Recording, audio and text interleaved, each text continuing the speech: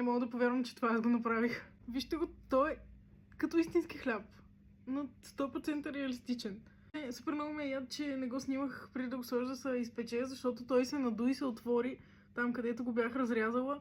И просто... Сега ще обърна камерата, чакайте. Вижте го.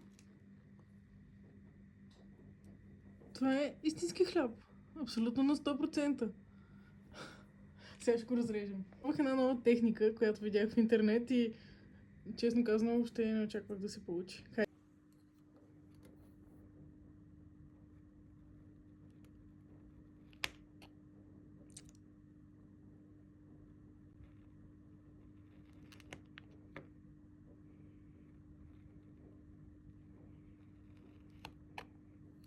Отблизо да го видите нарязан и това е полимерна глина всъщност.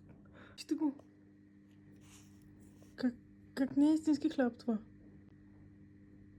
Има си дупчици.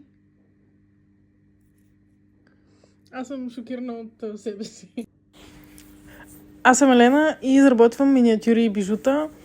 Ако и вие сте толкова шокирани, колкото съм аз в това видео за реалистичния хляб, който направих от полимерна глина, може да ме последвате за още такива видеа, в които съм малко по-малко шокирана.